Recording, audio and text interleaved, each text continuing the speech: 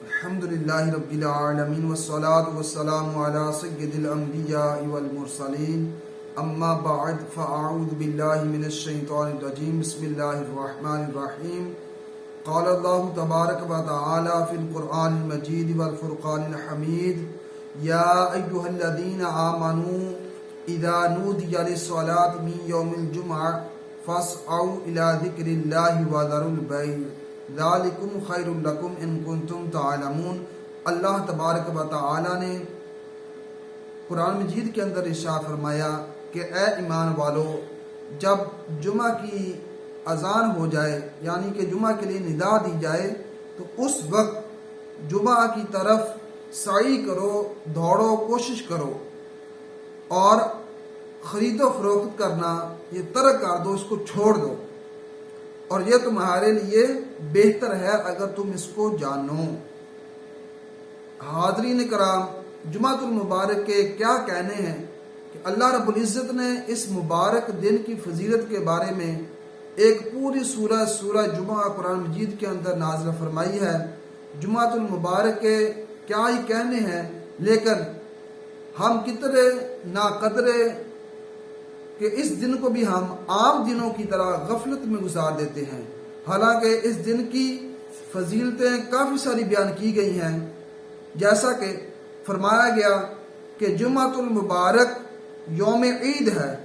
جمعۃ المبارک یوم عید ہے، جمعہ سب دنوں کا سردار ہے۔ جمعہ کے روز جہنم کی آگ نہیں سلگائی جاتی، جمعہ کے روز دوزخ کے دروازے نہیں کھلتے،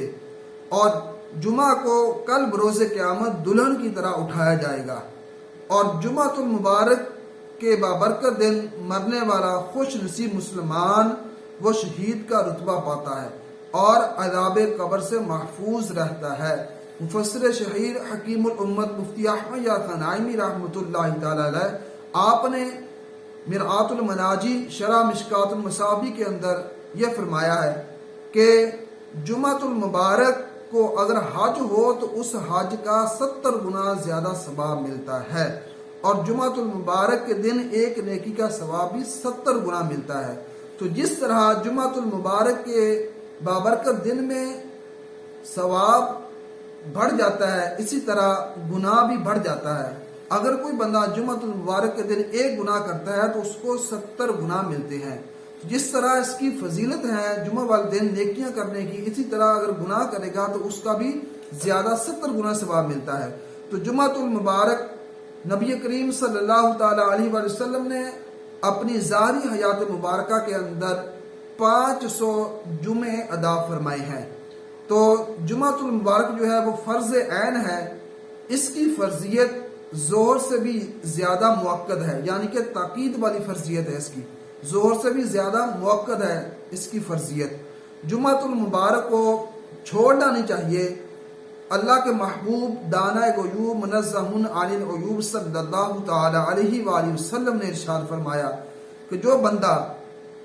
3 جمعے سستی کے سبب چھوڑ دیتا ہے،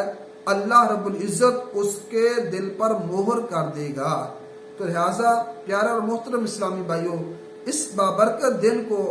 عام دنوں کی طرح سستی اور غفلت میں نہیں گزارنا چاہیے، بلکہ جمعے والے دن اب جلدی اپنے کام، مصروفیات، تجارت، خرید و فروخت سے فارغ ہو کر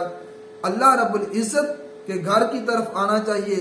تو یہاں تک فرمایا گیا کہ جو بندہ جمعۃ المبارک کے دن سب سے پہلے مسجد میں آتا ہے اس کو اللہ رب العزت کے رستے میں اونٹ صدقہ کرنے کا ثواب ملتا ہے، اور جو اس کے بعد آتا ہے اس کو گائے اللہ کے رستے میں صدقہ کرنے کا ثواب ملتا ہے، جو اس کے بعد آتا ہے اس کو بکرا صدقہ کرنے کا ثواب ملتا ہے، جو اس کے بعد آتا ہے اس کو مرغی اللہ کے رستے میں صدقہ کرنے کا ثواب ملتا ہے، اور جو اس کے بعد آتا ہے اس کو اللہ کے رستے میں مرغی کا انڈا صدقہ کرنے کا ثواب ملتا ہے۔ تو لہٰذا اتنی فضیلت والا دن ہے، اس دن کو سستی میں نہیں گزارنا چاہیے۔ جیسے ہی جمعۃ المبارک کا دن آئے، عبادت کی جو مقدار ہے اس کو بڑھا دینا چاہیے، ہو سکے تو زیادہ سے زیادہ وقت آپ مسجد میں گزاریں، اعتکاف کی نیت کریں، نفل اعتکاف کریں، اور جمعۃ المبارک کے دن یہ بھی فرمایا گیا کہ جمعۃ المبارک میں ایک ایسی گھڑی ہے جس وقت اس گھڑی میں جو بندہ بھی دعا کرتا ہے اللہ رب العزت اس دعا کو قبول فرماتا ہے. اور اس کے بارے میں یہ بھی فرمایا گیا کہ وہ گھڑی عصر اور مغرب کے درمیان ہے. تو ہو سکے کہ یہ جو ٹائم ہے عصر اور مغرب کے درمیان کا بندہ اپنے کام کاج سے پہلے ہی فارغ ہو کر مسجد میں آ کر گزارے، نفل اعتکاف کی نیت بھی کرے اور اس وقت میں اللہ رب العزت سے دین دنیا کی بلائی کی اب دعا کرے، ایمان پر خاتمے کی دعا کرے. ہو سکتا ہے کہ کب وہ جو قبولیت کی گھڑی ہے وہ ہو، ہم دعا کر رہے ہوں تو اللہ رب العزت ہماری وہ دعا قبول کر لے.